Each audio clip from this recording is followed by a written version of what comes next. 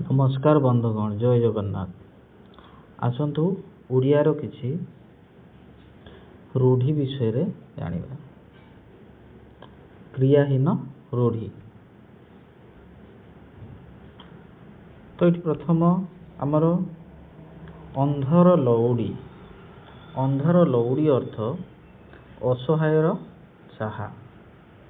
असहायर साहा से गोटे अंध बुझामणा अर्थ अन्याय विचार। अन्याय विचार से गोटे अरण्य रदन। अरण्य रदन निष्फल प्रार्थना। निष्फल प्रार्थना। अहिनुकूल संपर्क ता सहित मोर अहिनुकूल संपर्क अच्छी। ता अर्थ घर शत्रुता। घर शत्रुता। अलणा कथा। कौन अलणा कथा कहूच मां? मूल्यहीन कथा। मूल्यहीन कथा।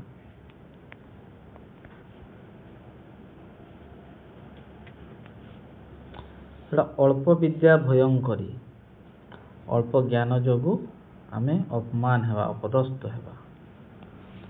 अपमान हेबा, अपदस्थ हेबा। असिया कालर मसीहा। असिया कालर मसीहा अर्थ अति पुरुणा। अति पुरुणा।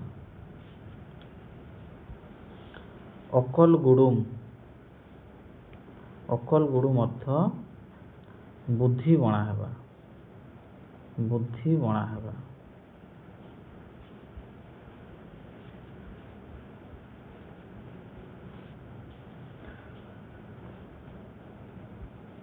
अकल सलामी।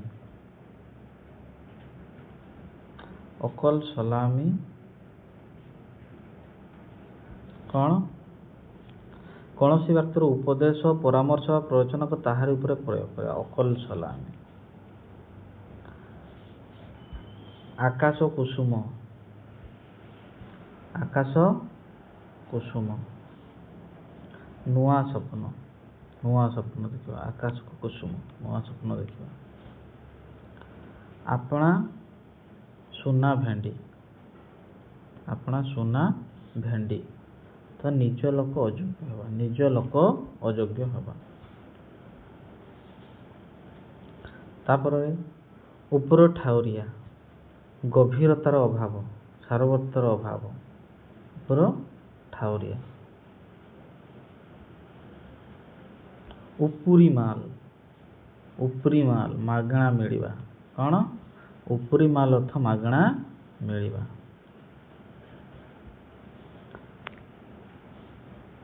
ए घर माउसी से घर पिउसी। एपट सेपट छिद्र कही भले हुए। एइटर कथाटा को सेठी कहबो, सेठर कथाटा को एठी कहबो। ए घर माउसी से घर पिउसी। एक घर किया। हमर गाँ गुड़ारे बेले कौन हुए ना एक घर किया कर दियंती। सामाजिक बासंद। ओडियारू पड़ी गजा। ओडियारू पड़ी गजा अर्थ जन्मरू चतुर। जन्मरू चतुर। कपाल लिखन। भाग्य फल। कौन? भाग्य फल। कर छड़ा दायित्व। कर छड़ा दायित्व न तो दायित्व न नेबा। कर छड़ा तो दायित्व न नेबा। काठीगर पाठ। ये बहुत काठीगर पाठ म। कष्ट साध्य। कष्ट साध्य ता अर्थ कष्ट साध्य। कुंभीर कांदणा। छलना ऊपर ठाउरिया सहानुभूति। सामना रे अभिनय करिवो, कांदिबो किंतु सेटा ऊपर ठाउरिया सहानुभूति। कुहामिंडा कपिड़ा।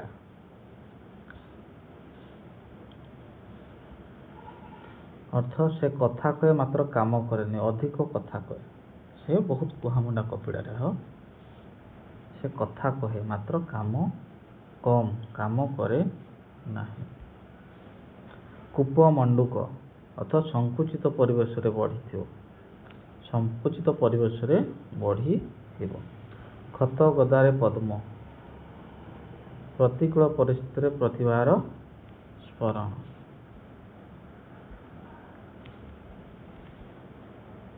ଗୋଟିଏ ଚାଉଳରେ ଗଢ଼ା, ଅତି ସୁନ୍ଦର। ତା ଅର୍ଥ ଅତି ସୁନ୍ଦର।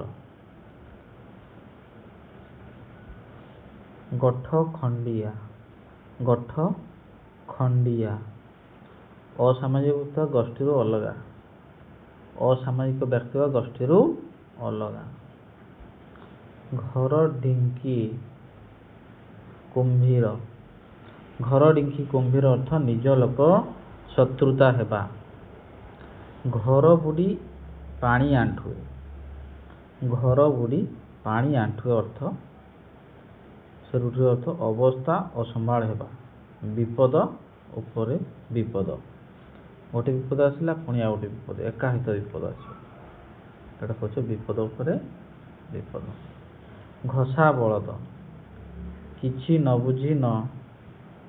ବୁଝି ଖାଲି ମୁଖସ୍ଥ କରିବା, ମୁଖସ୍ଥ କରିବା, ବୁଝିବାର ନାହିଁ।